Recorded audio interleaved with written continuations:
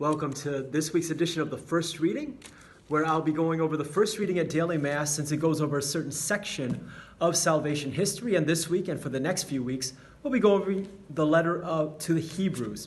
And so on Monday, we start off with the first chapter, and it talks about how Jesus is the greatest of all of God's revelation. So the very first line, it says that in previous times, God spoke to us through the prophets, but now in these final times, he speaks to us through his Son, and that his Son is the greatest revelation, even greater than all of the angels.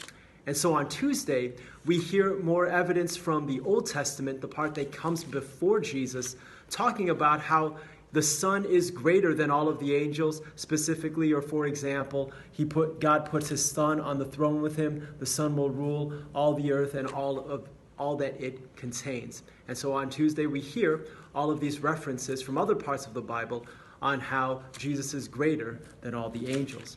On Wednesday, we hear that Jesus' suffering on the cross isn't a reason for the readers to be discouraged, but rather to be encouraged by the fact that Jesus has been suffered for us to give the readers strength as well during their time of testing.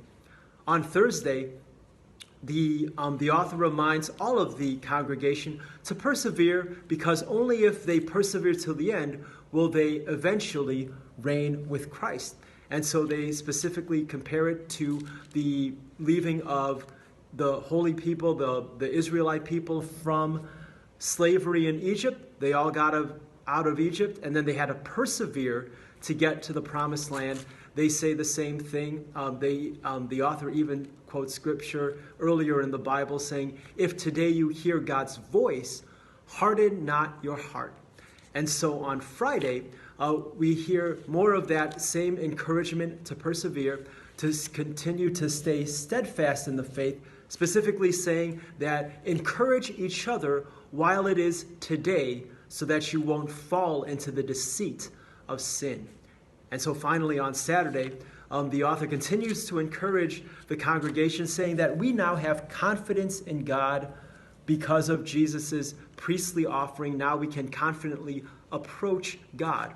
Or as it says that we don't have a high priest who is unable to sympathize with our weakness, but rather he can sympathize with our weakness even though he has not sinned. And so those are the readings this week, all from Hebrews, talking about the greatness of Jesus Christ and how he also can bring us closer to the Father as well.